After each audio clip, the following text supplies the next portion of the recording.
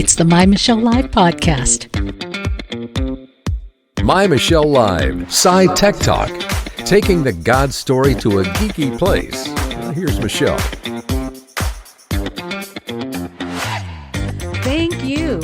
Every day of the week, taking on a different angle of information, but we're always doing one thing, and that is asking the question, if there is a God, what's he doing in the news story we're talking about, and what is his plan for you? Today is what we call Science and Technology Tuesday, and today we are delving in, putting our Sherlock Holmes hat on, if you will, and examining the evidence to see if there is indeed evidence for belief in the Easter story, in the reliability of the Bible. Can we find it? Is it there? Well, I have invited to join us today Daniel Buttafuoco. He is the author of Consider the Evidence. All right. Perfect book for today, right? Consider the Evidence. A trial lawyer examines eyewitness testimony in defense of the reliability of the New Testament. Daniel Buttafuoco, thank you for joining us today. Hi, Michelle. It's good to be on the program. Thank you. All right. So here's what we're doing. We all look at the evidence of life, ask the questions, why am I here? Is there a purpose? And we all do it through our own, I guess, lenses. Your lens is through the eyes of a trial lawyer. Yes, and not only do I view the world and my existence through the eyes of a trial lawyer, but I try to have what Jesus had, which is called a biblical worldview. A worldview is a lens, or our lenses, by which we make sense of the evidence around us, and we interpret the data that we process through our senses. And the best answer for all the questions that come up in life, including the metaphysical ones, is the biblical worldview, because it literally makes sense of all the evidence. And so I wrote this book with a trial lawyer's view and a trial lawyer's mind to examine the eyewitness testimony in support of what the events of the New Testament record. And I did it in a way that I think that the average person can understand it, because my skill set as a trial lawyer is to take complex subjects and break them down so that the average person can understand them. And so I wrote the book in that fashion. And that's powerful, because we do a lot of thinking in our era based on how we feel about something. And yet, when it comes to belief, we say, nope, we trust science, so we want to see it. We want evidence. We want it to be analytical, empirical. We want to see proof. So coming at it as you are, talking about a biblical worldview and the reliability of the Bible, that's pretty powerful. I agree with you. There is evidence that the biblical worldview tends to work out best in pretty much every situation that I've ever seen it apply. That's powerful in itself. That's wonderful. But that in itself isn't necessarily enough evidence for some to say, well, the Bible is true, the New Testament is reliable, because there's some big claims. We're talking God-man walking the planet, dying, raising from the dead, raising other people from the dead, miracles, the Holy Spirit descending on people. There's a lot of outlandish claims in the New Testament. Well, you actually started out by saying that there are people who think based on what they feel. I was trying a case in New York City where one of the jurors felt that she had won the Nobel Prize, and we promptly excused her because she was delusional. There are a lot of delusional people out there who base their belief system on wishful thinking, not on what the facts point to. And what we say in front of every trial to every jury and to every juror is that you need to consider only the evidence in reaching your conclusion, in reaching your verdict. Consider only the evidence, hence the title of the book. Now, there's actually a lot of evidence for the Christian faith. There's no one slam dunk gotcha kind of argument. It's designed, I think, purposefully not to be that way. It requires us to do some analyzing and to actually spend some time looking at all of the facts to really reach a conclusion. Most people aren't invested enough to do that. They're just going to leave their eternity to chance, which I think is a very poor strategy for meeting God. But by the way, the proof of the Christian faith is much like a mosaic, or actually a jigsaw puzzle, in which there are a lot of little pieces, and when you analyze each of them, and they do stand up to tests, you put them on the board, as any trial lawyer knows, and eventually you win your case because a picture emerges. And so I'll give you one strand of evidence. This is one small strand of evidence. You mentioned Easter. The resurrection of Jesus Christ is the most celebrated event in the history of the world. Arguably, only Passover comes close, and that is because 2.2 billion people every week on a Sunday, which is the Lord's Day, celebrate an event which happened 2,000 years ago. That itself is remarkable. The earliest Christians were Jews. They would never celebrate the Sabbath on any day but a Saturday. It was in the Ten Commandments. It was one of the Big Ten. Yet all of the early original Christians willingly switched their Sabbath from a Saturday to a Sunday. Something big had to have happened to do that, because they'd be violating the law. And ever since the resurrection of Jesus, Sunday has been called the Lord's Day.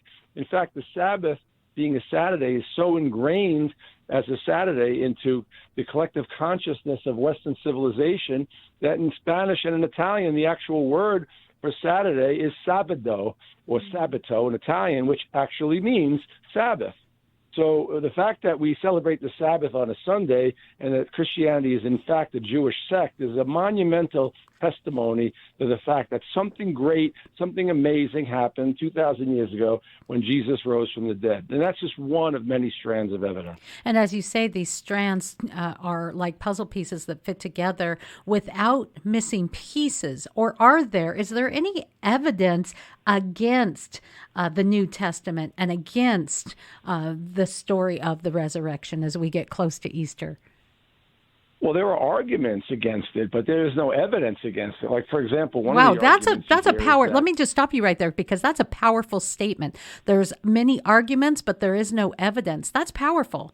Continue, please. Well, yeah, let me unpack that, because, for example, you'll hear from so-called critics and cynics that the gospel narratives contradict each other because they all tell a slightly different story.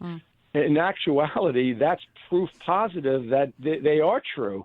Because if anyone has ever been in a trial situation, no two witnesses see the same event the same way. And the fact that there are slight differences in the gospel, one gospel writer says there were two angels at the tomb, another gospel writer says there was one angel, that is not a contradiction. That's what they saw. The one writer saw one angel, the other writer saw two. What does that mean? It means there were two. One guy missed one. That's very consistent. The way evidence always plays out in court. And, people point to those things and say, this is an error. No, in fact, if they conspired to write a false narrative, then every detail would match.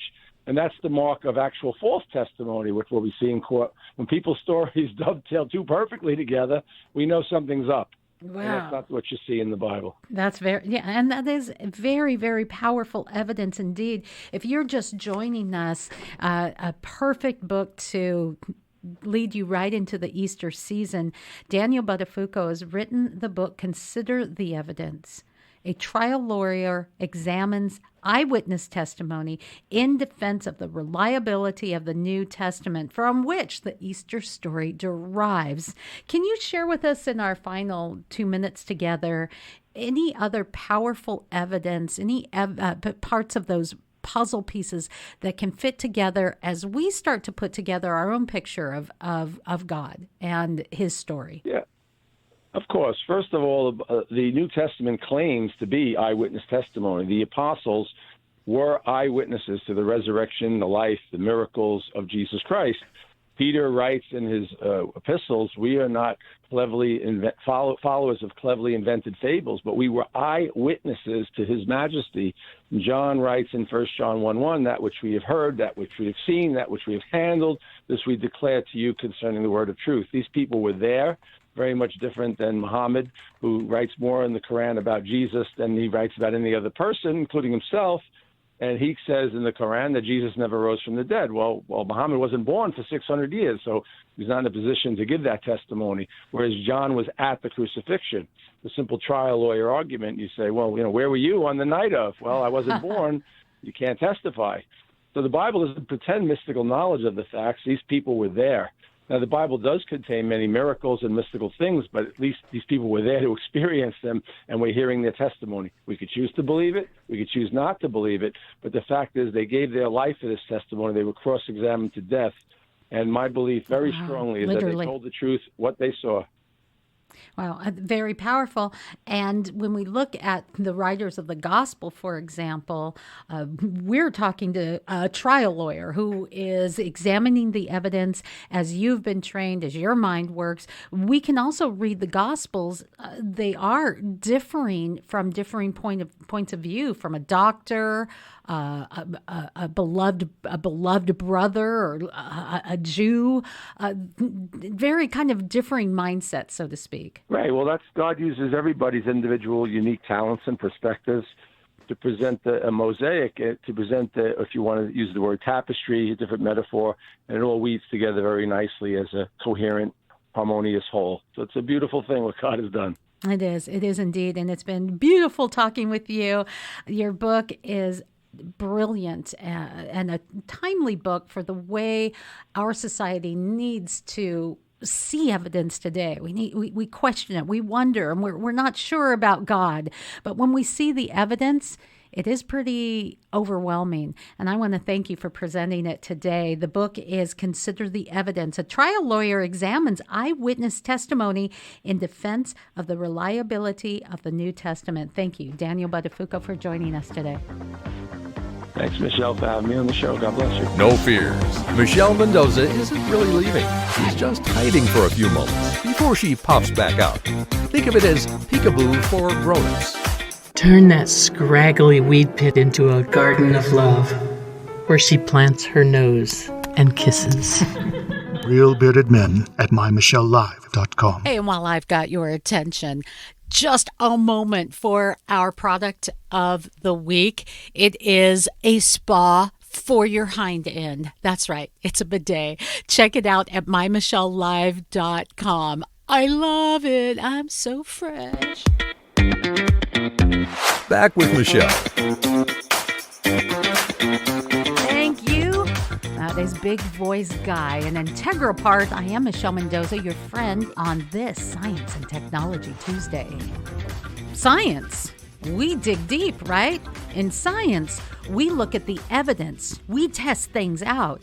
We poke, we prod, we ask questions, and that's exactly what we're doing as we are smack dab in the middle of Lent. The Lent season is upon us, and Easter just around the corner. So it's right that we look at some of the claims of Easter, of the resurrection, the deity of Christ, and some of the claims of the Christian faith. Are they just stories? Are they just myth? So I'm pulling out the big guns for this one. Our guest, Josh McDowell, he has shared the evidence that he's found concerning the resurrection as we are encroaching on Easter. He's shared it with over 25 million people across the globe. He has worked extensively with Campus Crusade for Christ and the global outreach of Josh McDowell Ministries. He is a leading figure in Christian apologetics and the author or co-author of over 145 books, including the completely updated and expanded classic Evidence That Demands a Verdict. This book is chock full of life-changing truth for a skeptical world. Josh McDowell, welcome. Being able to speak to you today is like dying and going to heaven. I hope going to heaven's a lot better, but hey, it's a start. I am so joyous to talk with you today. Good started with you. I am excited about our program today, taking on science and technology and investigating things like the deity of Christ, the resurrection. Is it hoax or history? And these are issues that you have taken on in Evidence That Demands a Verdict. So I'm excited about questioning opinion you on some of the harder questions of these two topics. Why is a physical resurrection so important to the Christian faith? Well, one, Christ predicted it. And his whole life, everything depended on. He said everything that I've taught, said everything would be based upon my being raised from the dead. Why? Because with Christ being raised from the dead, it means God the Father accepted his sacrifice on the cross for all of our sins. Because the wages of sin is death. And Christ took our death upon himself. But he said, in the newness of life, you will share my life. That's the resurrected life. Like my wife says, because Christ is raised from the dead, he lives. And because he lives, he has the infinite capacity to enter a man or woman's life and change them from the inside out. So this is a powerful, pivotal point. And if there is indeed evidence, if we can investigate and see that there is evidence that in your book demands a verdict, well, then I would say that this evidence would demand a response, and by every man, woman, and child on planet Earth. It is the most pivotal moment in our history of planet Earth, and it would be the biggest news story ever told. So let's talk about some of the evidence for the resurrection beyond just, well, it's a story that's been passed down and Christians just believe it. Well, what I had to do, I set out to refute the resurrection, because a lot of what we know about the Bible, we get the resurrection from, much of the resurrection. Mm-hmm. So first of all, I had to make sure the Bible was true, and I concluded through historical evidence and all that the Bible was accurate and true and had been handed down through the years with integrity. And once I convinced of that, then I had to look into the other historical evidence. For example, was placed in a solid rock tomb with an entrance of 4.5 to 5 feet tall. They placed the body of Christ in there, wrapped it in about 117 pounds of aromatic spices and a cement consistency to encase the body. Then they rolled a 1.5 to 2-ton stone against the entrance. They placed a seal on the tomb. The seal was made up of 4 pieces of clay attaching the rawhide with a large clay pad in the center with the Roman insignia embedded in it. And it didn't make it more difficult to open it. What it meant was whoever broke that seal, the FBI, CIA, and the Roman Empire were thrown into finding that man or men.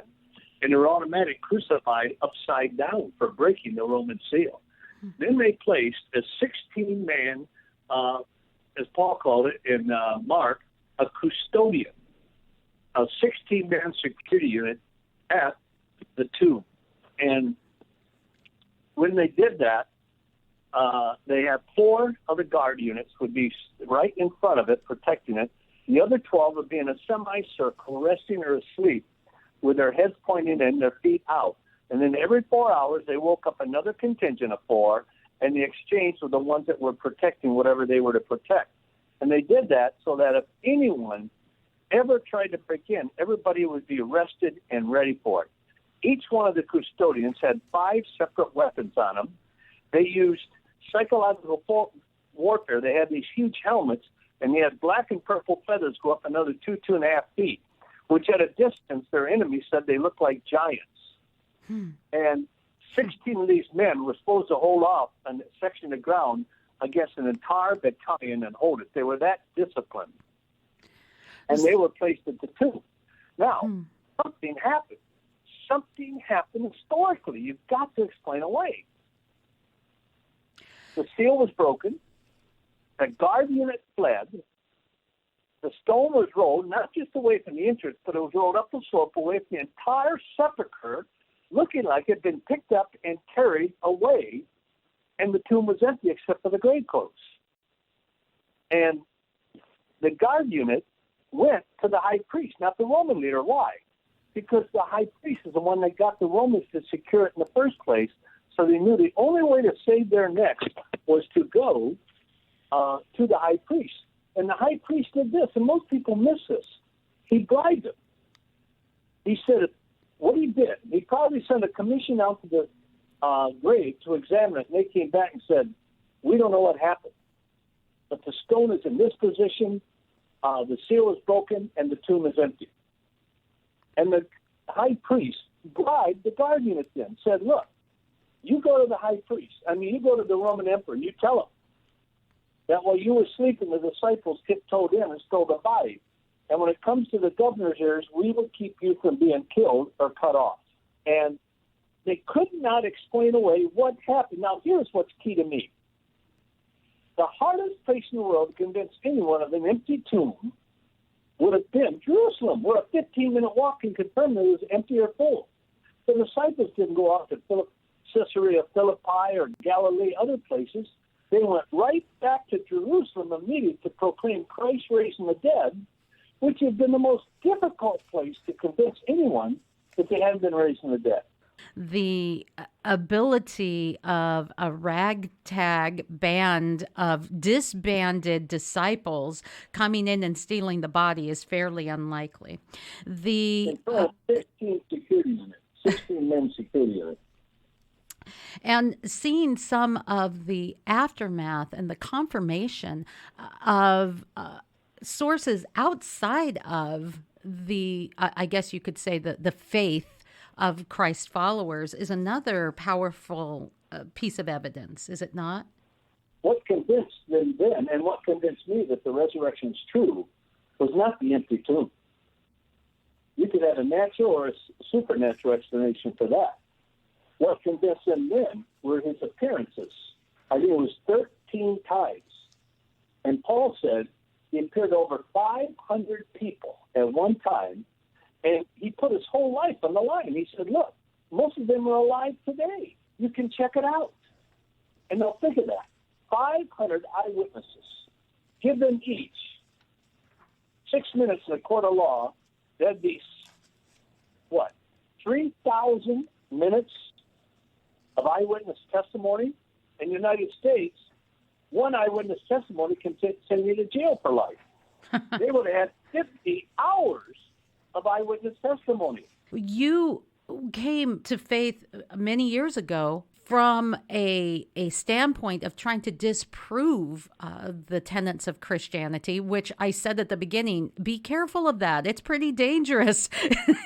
There's been some fabulous atheists that have had to turn their way of thinking because of that. So this program even comes with a warning. If you're doubtful and you want to look into it, be careful of what you do. But would you say that collaboration, that would be one of the more powerful pieces of evidence for you in your own journey? And my second question along that line is, what about the deity of Christ? Because that's very powerfully integrated into the message of the resurrection. What is the most powerful piece of evidence for you concerning the deity of Christ?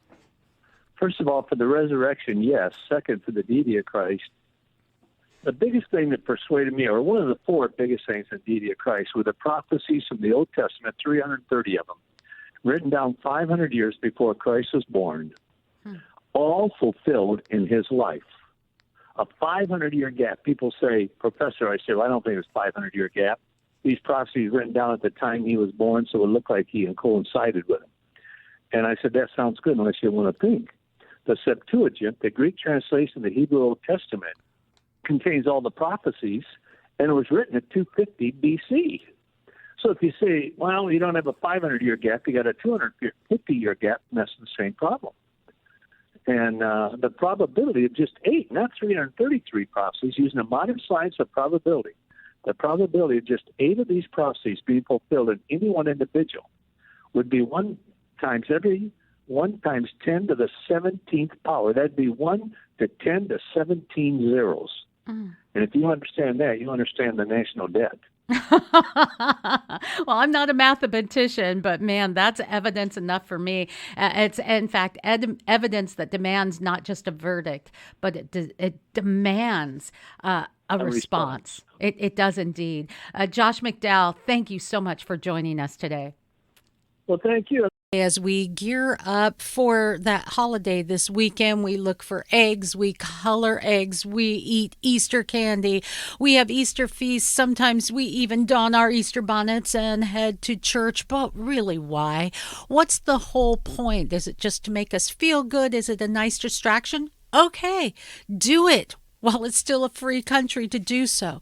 But if there truly is some evidence of the resurrection, the life, death, burial, resurrection of Jesus Christ, then that is something powerful. Lee Strobel has been a guest many times on my show. And this is what he has to say about the 4 bodies, different bodies of evidence for the resurrection and for Easter. Evidence for the resurrection in 4 categories. The first one is, did Jesus die on the cross? Was he dead? Virtually every scholar on planet Earth concedes that Jesus was dead after crucifixion. We have no record of anyone anywhere ever surviving a full Roman crucifixion. Even the Journal of the American Medical Association published a peer-reviewed scientific medical study of the evidence for the death of Jesus and said clearly the weight of the evidence indicates that Jesus was dead even before the wound to his side was inflicted. Even the atheist New Testament scholar Gerd Ludemann says historically it's indisputable that Jesus was dead. So Jesus was dead. The second category of evidence is the early accounts we have for the resurrection. In other words, I used to think as an atheist that the resurrection was a legend, and that took a long time to develop in the ancient world. But what I learned is that we have preserved for us a creed of the earliest Christian church, a creed that is an eyewitness-based report of the resurrection of Jesus. Now, this creed has been dated back by scholars to within months of the death of Jesus. Within months. That is historical gold. So we've got a news flash from ancient history on the resurrection. Third category of evidence is the empty tomb. And the best evidence for that is even the opponents of Jesus implicitly admitted the tomb was empty. Because when the disciples began proclaiming that Jesus had risen, what the opponents said was, the disciples stole the body. Now they're conceding the tomb's empty, they're just trying to explain how it got empty. So everybody's conceding the tomb was empty. How did it get empty is really the issue, and that goes to the fourth category of evidence, which is eyewitnesses. You know, for most of what we know about ancient history, it comes from 1 or maybe 2 sources of information. And yet, for the conviction of the disciples that they encountered the resurrected Jesus, we have no fewer than 9 ancient sources, inside and outside the New Testament, confirming and corroborating the conviction of the disciples that they encountered the risen Christ. That is an avalanche of historical data. So you put all that together and you have a really good case for Easter. I love this program and I love sharing the God story because the evidence is so overwhelming. And as we find in our society that tries desperately to ignore the evidence of this amazing God, we see we're falling apart. So forget about the world for a moment and think about you and your own journey and your own search for the God story. If you've seen enough evidence here that you really want to look a little deeper, then look. If it's false, you've lost nothing. But if there's truth to it, you've gained more than you could ever possibly imagine. If you've enjoyed hearing us talk to these great guests, if you're excited about sharing the God story, I implore you, go to mymichellelive.com, sign up for our newsletter, which will be starting a little later in this springtime. Help us to share the God story. Help support what we do. Look at the folks that we affiliate with. Listen to our commercials. Whatever we can do to continue to get this God story out to the world. Hey, I'm game, and I welcome you along for the journey. I'm Michelle Mendoza. We will catch you next time. More SciTech Talk at mymichellelive.com.